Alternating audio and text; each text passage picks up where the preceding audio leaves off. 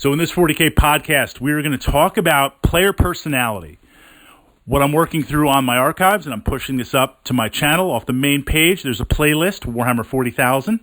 There's also the link underneath this podcast that's going to take you to my blog. We're working our way through these gates. We're working our way through these ideas as we approach the golden throne, right, of victory in 40K. And as a player, giving you a roadmap. Since for those of you listening to my podcasts and watching my videos, some of you have been with me, probably no joke, 10 years now? Back in the day when together we were Way of Samhan with my Samhan War Host, and then the evolution to kind of Fritz 40K, and then the evolution into Wargamer Fritz. So this constant evolution as a player, pushing that out there. But I also realize some of you are new to 40K.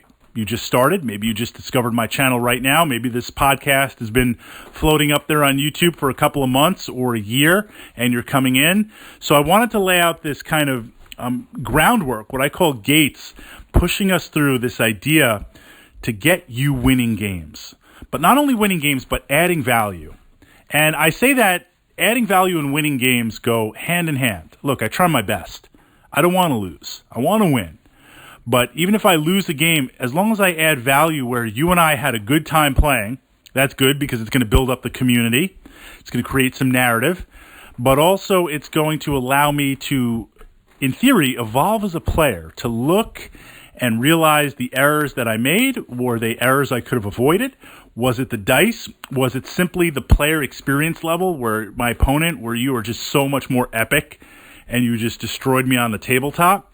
I want to be able to add that value and take away something from there. Hopefully not let my ego get in the way where it shuts down and it's like, oh, I lost because of the dice and that guy, Fritz, is a jerk and I don't want to play against him. That might not be entirely true. So winning and value. So what we talked about and the parts before this, I try to make these vlogs self-standing on their own because, again, YouTube kind of recommends things in different orders. Up on my YouTube channel, off the main page, is all the podcasts into the Warhammer 40K playlist. And again, a link to my blog underneath this podcast where we talk about this kind of more static words and picture type environment on there.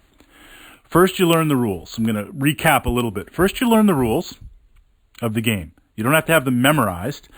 Then you learn about dice manipulation. Then you learn about base tactics and how to combine units and how things work together. Like, and I know I'm simplifying things, but you have some sort of super jacked up assault unit. Well, your opponent's not just going to let you roll up and unleash that fury on them. What is your tactical plan for getting into your opponent's deployment zone and cracking some skulls with that power maul? Or getting your WOG on? And the converse of that is you're going to have a plan to get up there. What's your plan to counter your opponent's plan? Because they're going to see your plan. And, example, look, I'm going to get my Land Raider with my Terminators up there. You're going to try and stop me, so I'm going to have some Assault Marines running side by side along there, and they're going to kind of break off and deal with things. It doesn't always work out, but you begin to formulate the basic tactics. Then we look at the missions that you play in 40K. And these could be the standard missions. These could be missions that you just enjoy exploring, and you're laying over your army.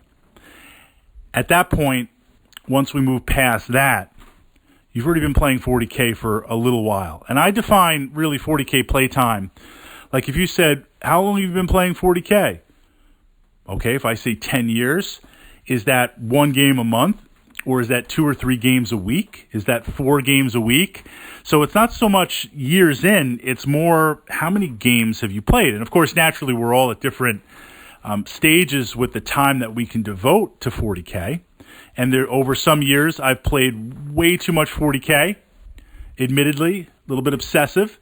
We've got some completionist issues going on here. I'm very upfront about that. And I would just play like a maniac. And then there were some times where I'm like, I got to tone this down. I got to step back here and kind of get a hold of things. But I constantly try to evolve and play this game and other war games that I really enjoy for the social aspect, for the tactical aspect, for the build and paint aspect moving forward. So you always want to be looking and moving yourself forward as best you can. At some point now, so the reason why I say this is maybe you're, I don't want to say like 2 or 3 years in, maybe you're 50 or so games in. I find, I was looking at kind of some of my notes and things that I used to keep track of years ago, about 50 or so games, 50 or 60 games. That could be a lot, that could be a little. Now you start to have a command of tactics and missions and rules that you can begin to have your player personality come out. And I define player personality as, going back to what we first looked at, I'm going to do my best to win. You're going to do your best to win. But even if you lose, even if you get hard, old school, just schooled on everything, if you enjoy playing the army you want to play, if you enjoy that theme, if you take your player personality, what you enjoy about that army, if you push that to the front, you will always have the most fun. And when you do win, it will be epic. And you will be challenged to make things happen. So an example of this, and I'm going to pull in BattleTech a little bit here too, because my player personality is kind of adjusted for both games. In Warhammer 40,000, I love the shooting phase. I love the space elf magic. I love, swarming the table with lots of space bugs and all that type of stuff. But what I really love is the assault. We see this in my Berserkers of Scalathrax Khornate army. We see this in my Black Templar army. You can have your tactics. You can have your fancy tech. You can have your tanks, your monstrous creatures, your psychic support. I'm going to run across the table, put you to the bolt pistol, put you to the chainsword. There's something appealing about martial honor. There's something, iconic for me about the Warhammer 40,000 where you see this press of bodies and crushing in and just, some guardsman attacking some Tau battle suit with a chainsword, like that's perfectly normal in the game. And the chance for glory and heroics is there. So I capture that feeling of what excites me and I say, well, how the heck do we do this tabletop on an army? You come up with a theme. You come up with tactics. You come up with a way of thinking that your opponent's going to stop it.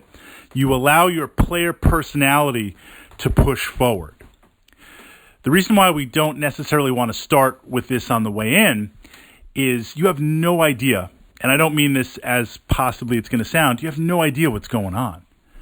You're going to come up with some sort of player personality. You don't have the tech or the tools yet to make it work on the table, and you're going to be like, I hate Warhammer because the assault doesn't work and the game's not for me. Then you're possibly missing out. So I know through the various editions of 40K, sometimes the assault was favored, sometimes it wasn't favored as much.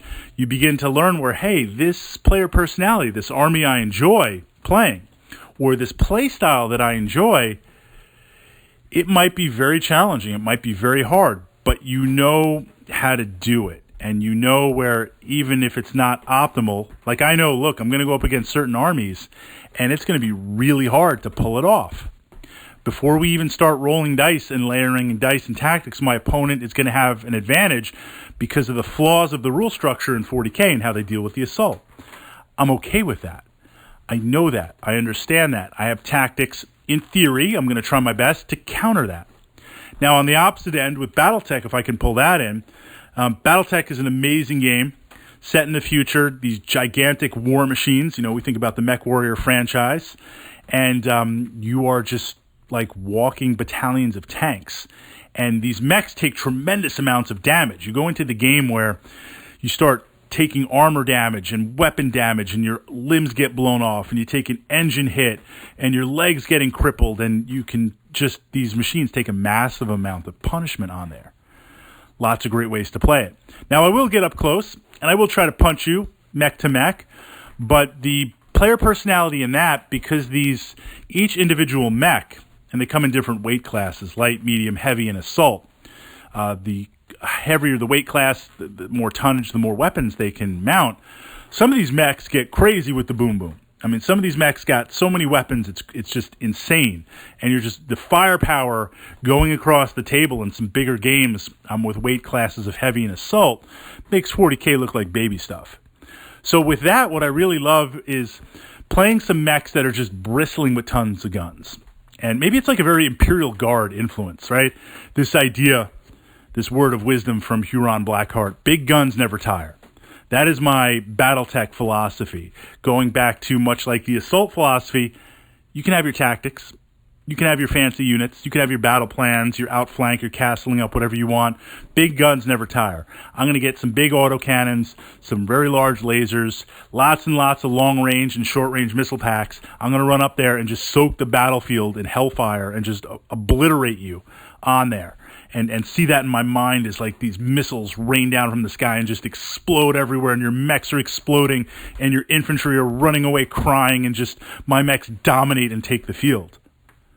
Can we make that happen? Can we make that enthusiasm happen? So I sit down and I look at my mechs and I look at my lances and I build it. That passion, if you can find your player personality, and everyone's going to have a different player personality, that diversity is awesome for 40K, because I'm going to get to experience the game from your perspective, and you trying to, in a good way, aggressively push your army personality on me. I'm going to push it on you. We're going to meet in the middle. We're going to mix it up. We're going to roll some dice. Some fun stuff is going to happen. And this goes back to what we talked about. I may lose, but it's going to be quite a show. And we're going to have a lot of fun playing 40K, Battletech, or whatever the system is. So the final step is developing your player personality. There's one more step beyond that. And we're going to look at that in the next podcast.